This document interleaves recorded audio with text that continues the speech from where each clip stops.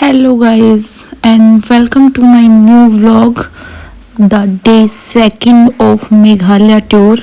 तो आज हम पहुंचे थे खतार स्नोंग लाइट क्रो में, जहां बहुत ही सुंदर एक वैली थी।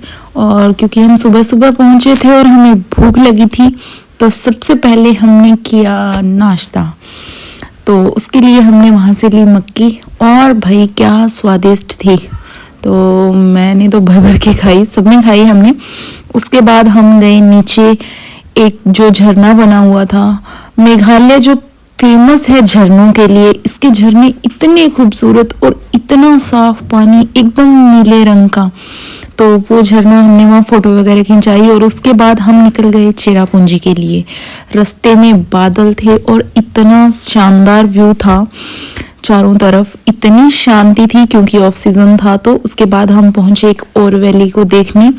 यहाँ की वैलीज की जो फॉर्मेशन है जो पहाड़ों की, वो इतनी खूबसूरत है। बिल्कुल हरियाली से ढके हुए पहाड़ इतने खूबसूरत नजर आते हैं, और रास्ते, जब आप इन रास्तों से गुजरते हो तो आपको एकदम स्विट्जरलैंड वाली वाइब आएगी, इतना ही सुंदर। उसके बाद हम पहुंचे केव्स को देखने, क्योंकि मेघालय में जहाँ एक तरफ आपको ऊंचे ऊंचे पहाड़ दिखेंगे, ज्यादा ऊंचे नहीं है वो पहाड़, लेकिन एक तरफ जहाँ आपको पहाड़ दिखेंगे, वहीं दूसरी तरफ वहाँ की केव्स, वो भी बहुत फेमस है। हालांकि ये वाली जो केव थी ये नेचुरल नहीं थी, ये बनाई हुई थी।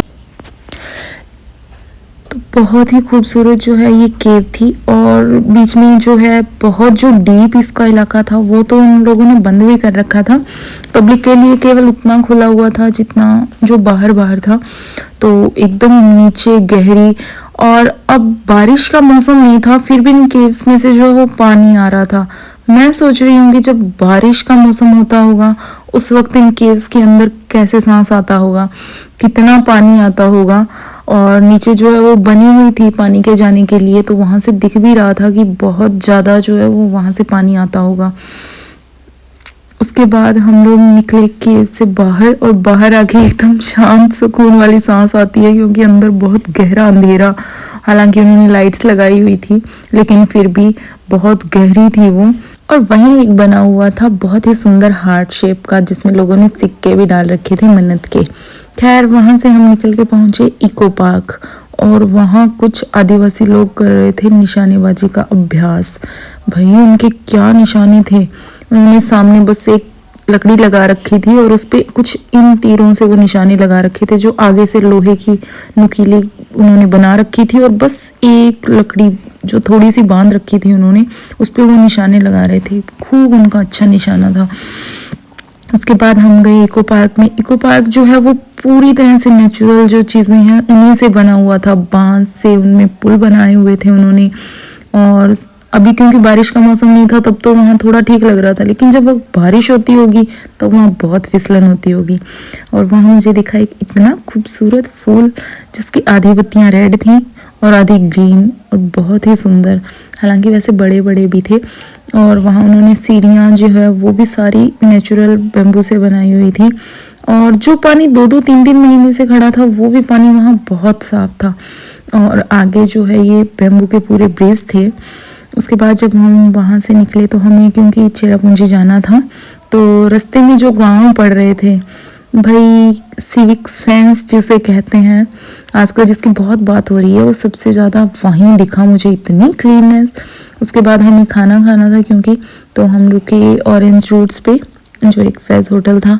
हालांकि हमें वहाँ वेज होटल ढूंढने में थोड़ी दिक्कत हो रही थी, लेकिन हमें मिल रहे थे। और इतना उनका टेस्टी खाना, भाई क्या बात। तो हमने खाया वहाँ भरपेट खाना।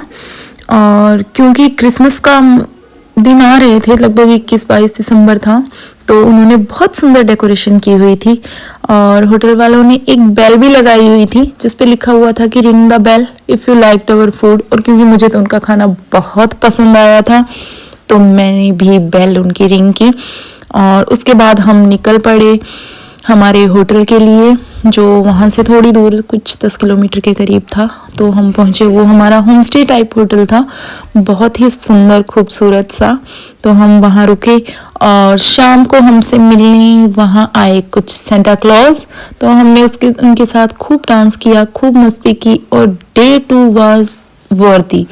बहुत ही खूबसूरत हमारा दूसरे दिन का सफ़र रहा। तो आज के व्लॉग में इतना ही, मिलते हैं कल डे 3 के साथ। Thank you for watching, keep watching.